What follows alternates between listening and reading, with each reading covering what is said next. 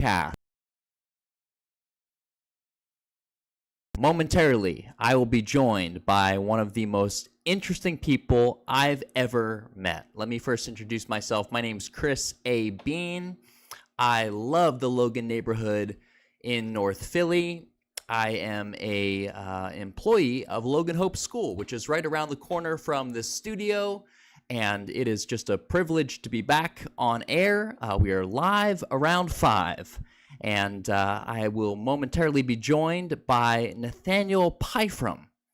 Nathaniel is a maestro of transformation in both corporate and educational landscapes. He's an expert in business, in team development, in production, dance, vocal production, songwriting, and music production. He's a lifelong advocate of the transformative power of hip-hop in the Philadelphia community. From teaching hip-hop production and intellectual property to Philadelphia's youth, to helping organizations improve engagement and performance, Nathaniel works at the intersection of music, education, and leadership. I also know Nathaniel as a middle school science teacher at Logan Hope School, which, like I said, is right down the street from the studio. And Logan Hope just happens to be my favorite organization in the world. It is a phenomenal school. It is a incredible ministry. And we'll be chatting more about that today. So I'm excited to discuss how creativity, faith, and education are the combined catalysts for lasting change. And shortly, I will have the privilege to welcome Nathaniel Biehn to the show. In the meantime, I'm just going to update our live link on social media. On social media, you can also connect with me. I'm at Chris Biehn, Biehn. You can connect with me on social. I would love to be introduced to you in that way, to hear your story, and to learn more about who you are and what you're about. Just going to update the live link to my story as we wait for Nathaniel Biehn, who will be here momentarily.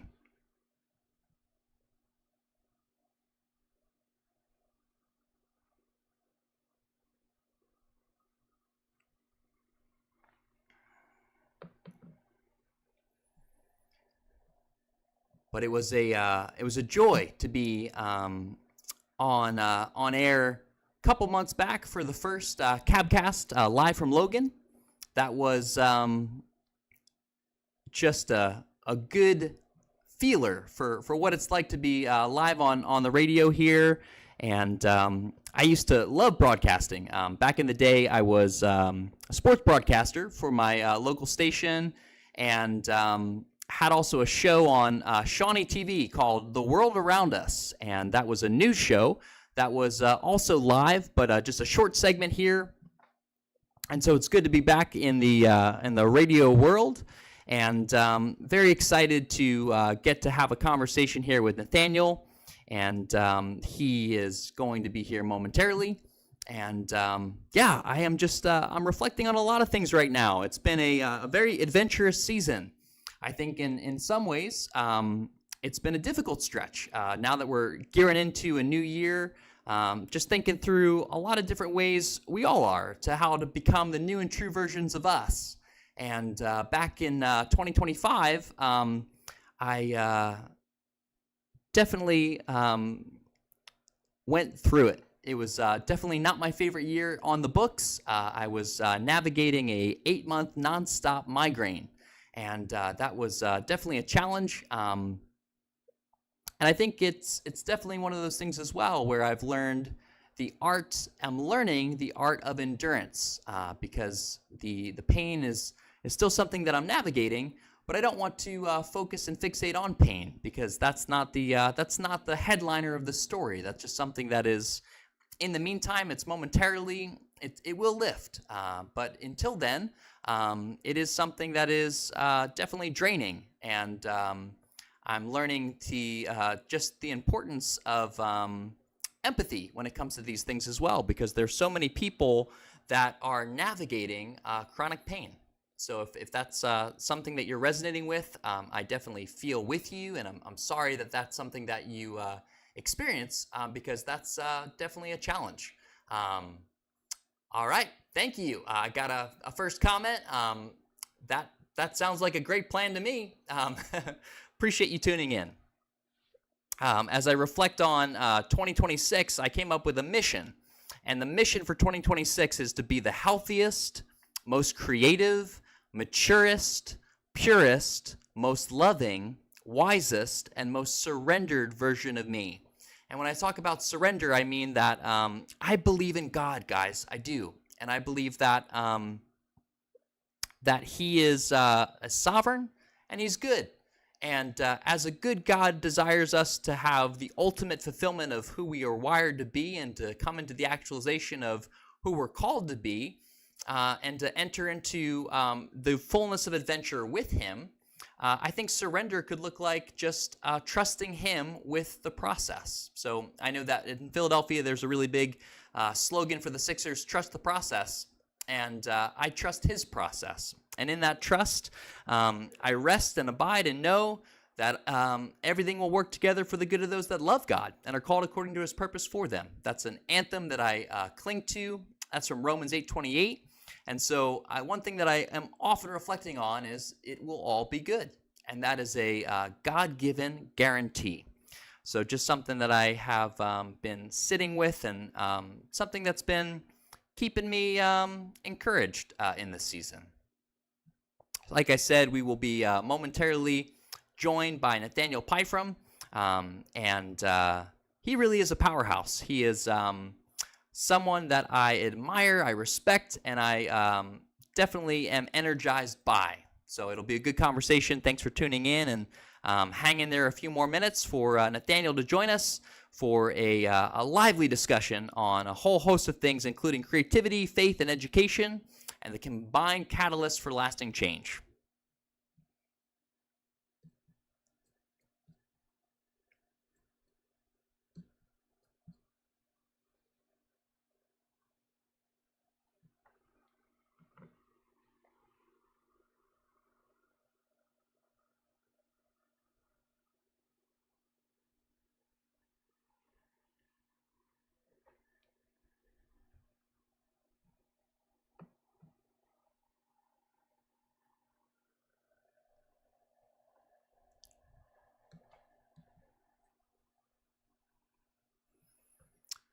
One of the things we'll get to, I'm sure, is Nathaniel was he was the secret sauce for LoganHope.org. He has a company, That's the Plan Productions, and he worked with a team of people, but really he led the whole operation to redesign LoganHope.org. Part of the story of the school. And if you get the chance, go to LoganHope.org.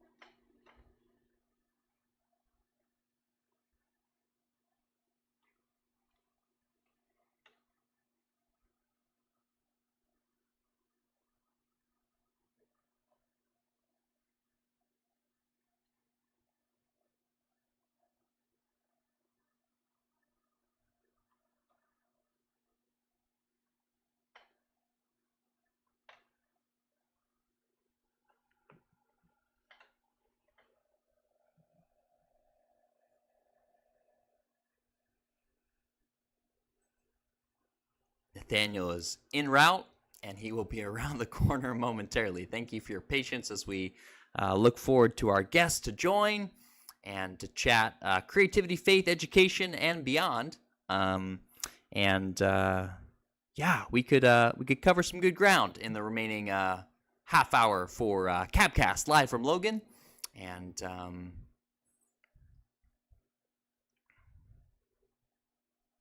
go from there.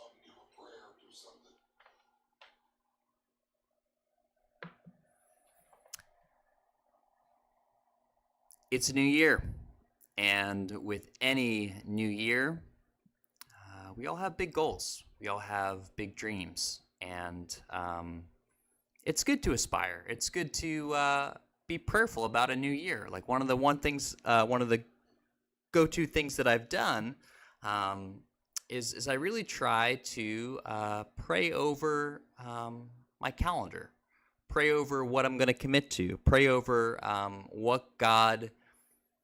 how God could use a new year. Because I know that with any big change, here's the man. Nathaniel Pyfrom is joining us live from Logan. This is Capcast. Good to see you. So good to have you, Nathaniel. And we're gonna dive in. I know it's we're going to cover some good ground, specifically regarding, we're talking creativity, we're talking faith, we're talking education, and we are dialing in, and I wanted to just kick us off, Nathaniel. I for those tuning in, I did share a little bit about who you are and awesome. Just the impact that you make. And Nathaniel, in your own words, what is a project that's especially making you come alive right now? Oh, wow. I got several things going on. Let's say one that's actually up and coming is we're about to be helping out people over in the Kensington area. So this will be the second time we went out, actually doing a whole fundraiser to bring out everything that people need during this time. You know, the weather's been harsh. So gloves, hats, food, and everything. And as it pertains to, you know, there being a universal church, right? I actually get the fellowship with different people that's not just from my local church, which is Epiphany Fellowship over in North Philly, but actually being able to get together with people who just have a heart and compassion for people, you know, so that's exciting.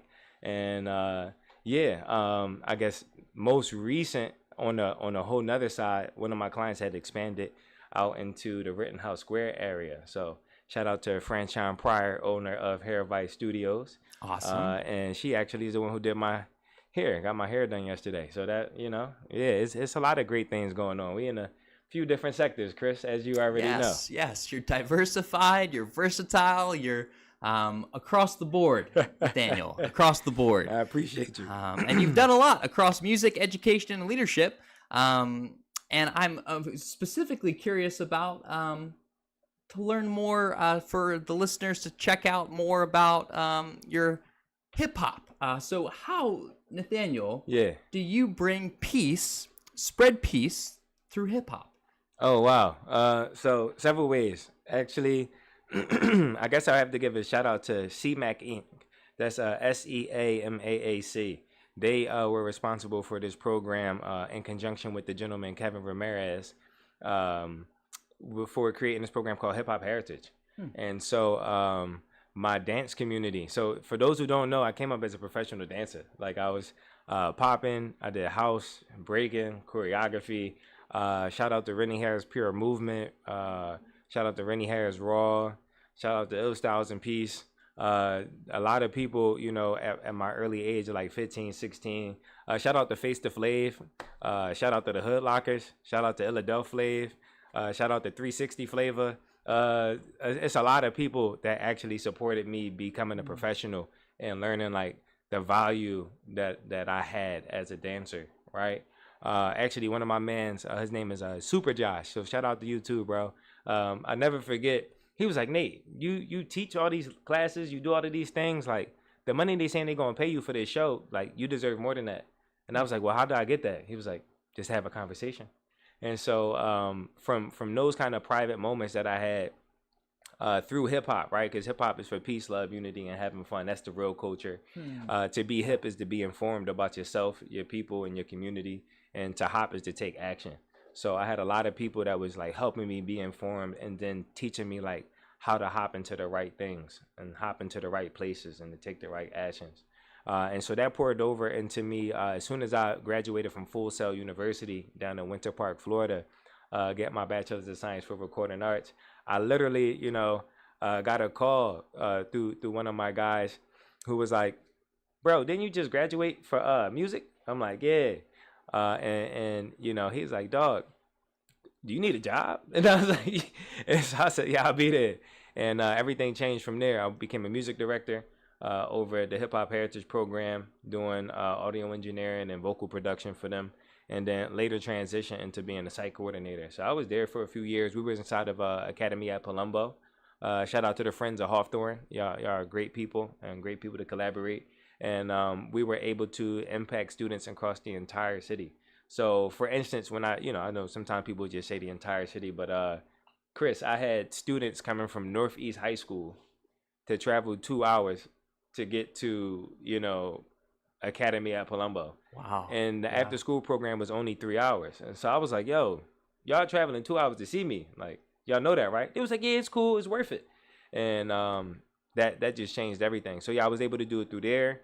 Shout out to Eye Care Academy, where we engage education through the arts, because thanks to, you know, people like Lox Knox, shout out to Rashid, a.k.a. Lox Knox, shout out to Ashley Scott, and so many others. They took me under their wing and helped me to get acclimated to what is really the power of the entertainment industry. What's the power of knowing your worth and your value, and then what can you do with that? So I was just taught how to make sure that people knew their value and then to help put them in places to make sure that they could experience it in real time.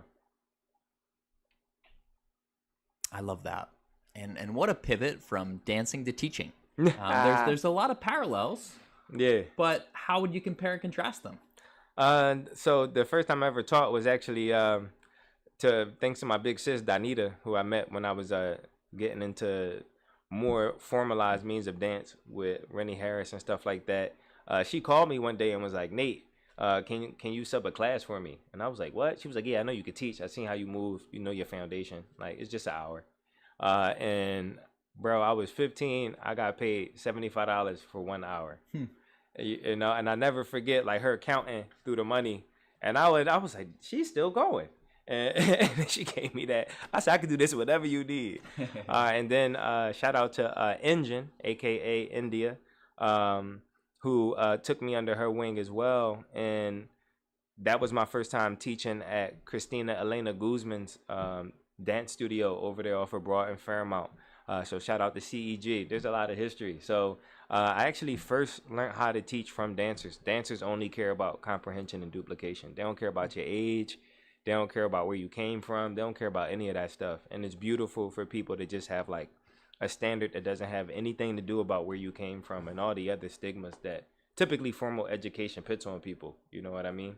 And so that experience transitioned into me being able to be a music director and like teaching students what I just learned in my degree so that they could engineer, learn how to use mics, cables, identify that stuff, and then use different digital audio workstations, aka DAWs.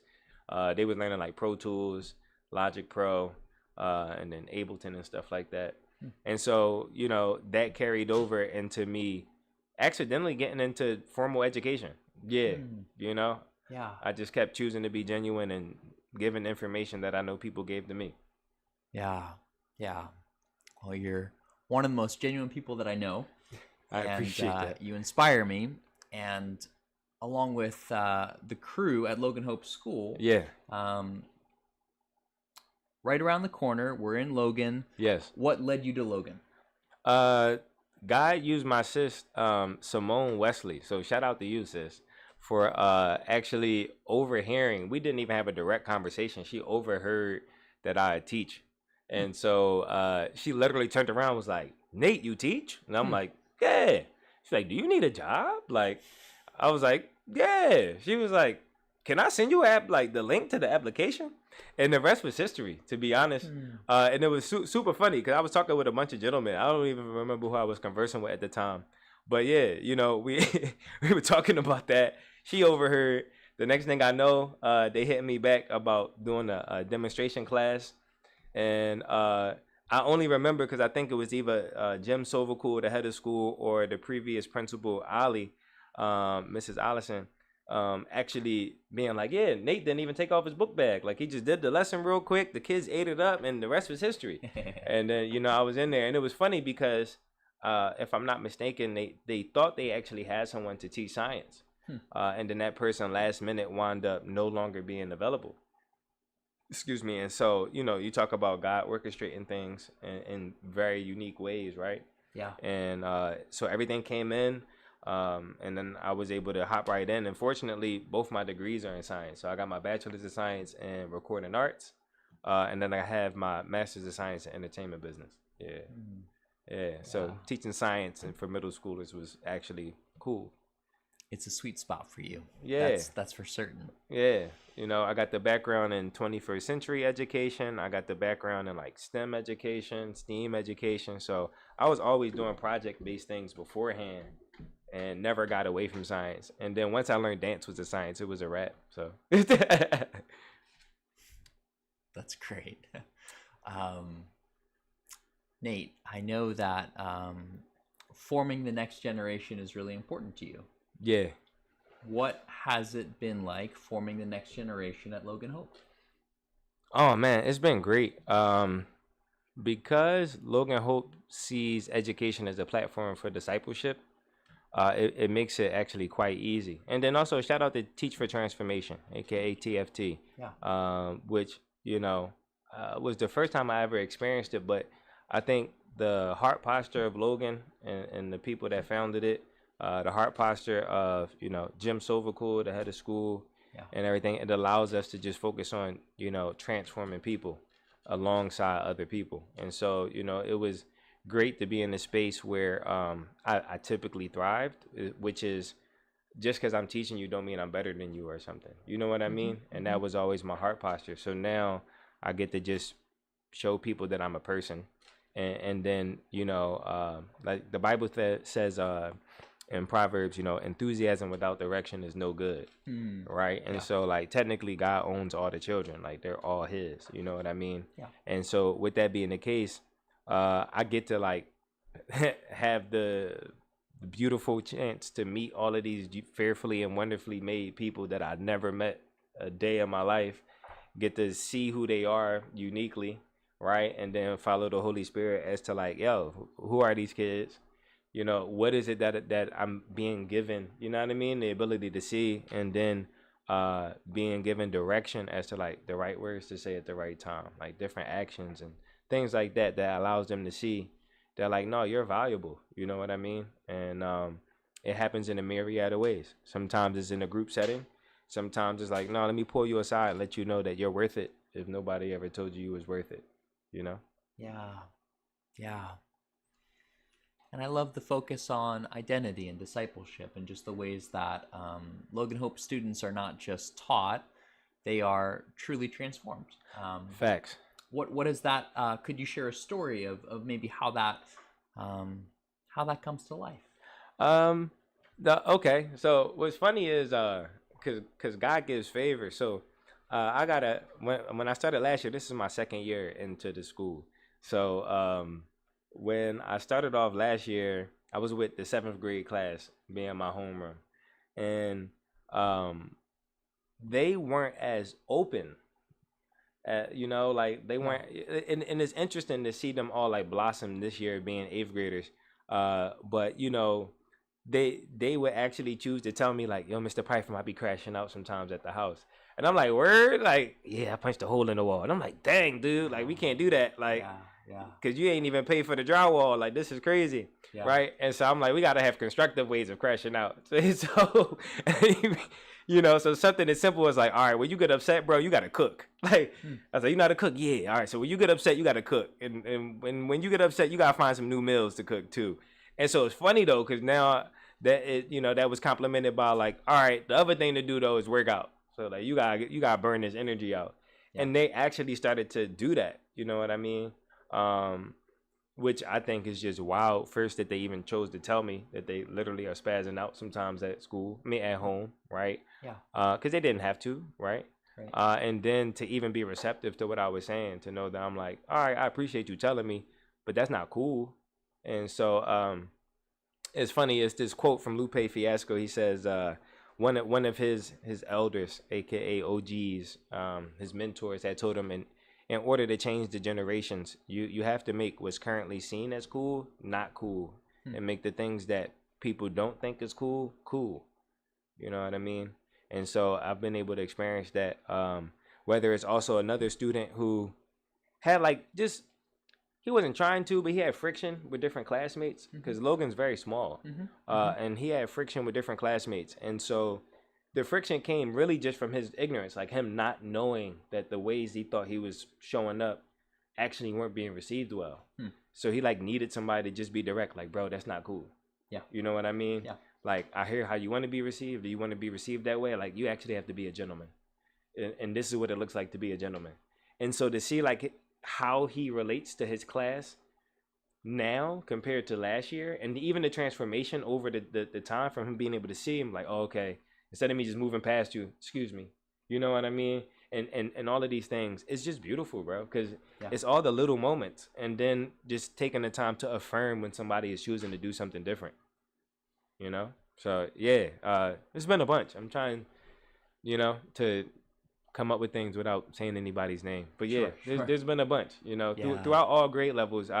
Whether it's, you know, when the last year's 8th grade, God allowed me to see different things with some of the young men and being able to address those things directly, and to have them really ponder like, oh snaps, this dude who I just met this year, this month, is calling me out for certain things, right? Yeah. And he's not taken aback by the energy I'm giving him, because as a snapshot, like I've you know, taught inside the Juvenile Justice Service Center school.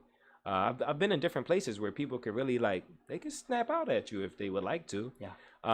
And so, and I still would have favor, so it would be cool. But then to see them change for the better, like that's the thing I think is dope. For like people to be seen as people, to be their authentic self, and then to be met with authentic energy, you know. And it's all rooted in the gospel, like, you know, so it's a good thing. It's actually been great. Actually, I love it. You know, I really love it. From, you know, I think one young lady actually, now she can't stop telling me that she's studying. I studied, Mr. Python, I studied. And I'm like, yeah, but the Holy Spirit had me pull her aside to let her know, like, yo, I don't know if anybody ever told you it was worth it, but like, you're worth it. If you go home and like playing on your iPad and different things like that, like, why you do that if you know you still be struggling? You know what I mean? And I've never seen you not be smart. So like, Like, know that you're valuable and that you too can like get the things that you want, but you just gotta know you're worth it.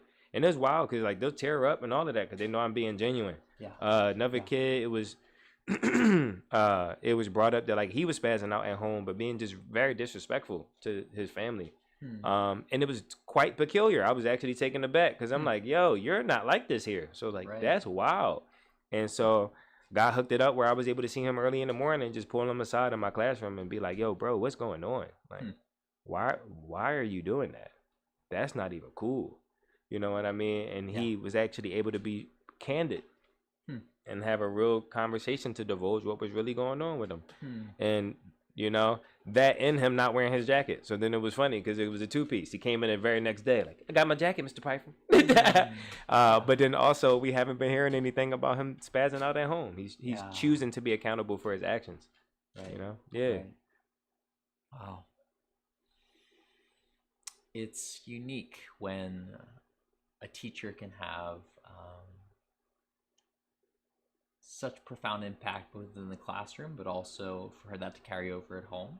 Yeah. And that's where some of the most meaningful moments are made, when those types of relationships do carry over that way. Yeah. I mean, I think that's the hope, right? Yeah. The hope is that our students know that the things that you learn in school is beneficial for everywhere you go. Yes. You know, like, and that's what Jesus teaches. Like, he never said this is just for when you go into the local body and in this four walls and this is how you be here. He was also demonstrating that like everywhere you went, you know, there were certain things that you could carry. Something that really is inspirational to me, right, is that like Yeshua HaMashiach, or aka Jesus Christ, right? He grew in wisdom, stature, and favor with God and man. Yeah. So like if you just focus on that, you know what I mean? It's showing like your wisdom is really like applying what you know, because you don't know unless you do it, so you don't know the fruit of it. You know what I mean? Stature is really being able to have discernment about what's really good and what's really not good, and knowing what it's like to have real compassion. You know what I mean? He was above reproach in everything he did.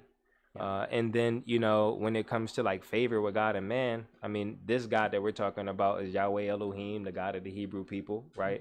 Who sent his son to die for all people, right? But more importantly, he wanted all people to know that his ways, his pro actions, right, will gain favor with him. So you get to know him and see how he shows favor on you and all these things. But also it's going to have favor with people. Like literally the people you see is going to build favor with them. People either you knew over time or people you met at the gas station. You know what I mean?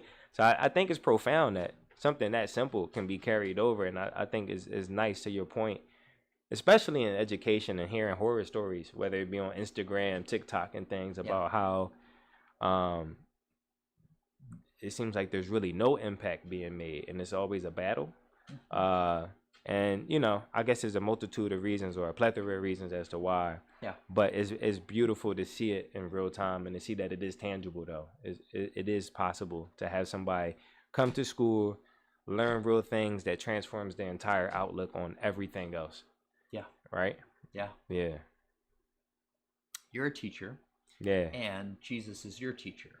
Yeah. And I'm curious, if there's a foundational lesson that you've learned by the Holy Spirit that has informed everything else that you do. Yeah.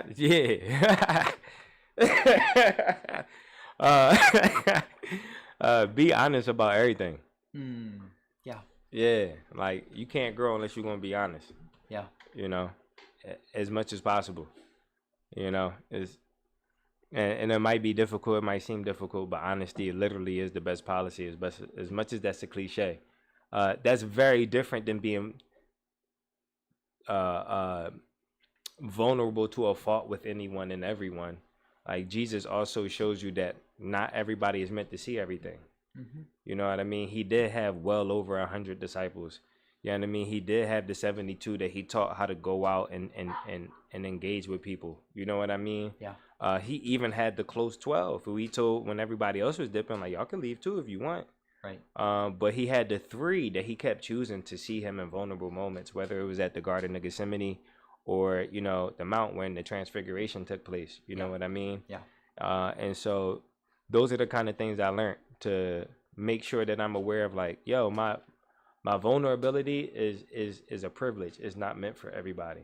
So I've learned to be most vulnerable with God, and then allow him to dictate and show me, like, who is it okay to be vulnerable with as people, so that I can actually continue to still grow and be edified and fortified. You know what I mean? Yeah. Because the one another's are reciprocal. Who would have known that God believes in reciprocity? Right. So, yeah. Right.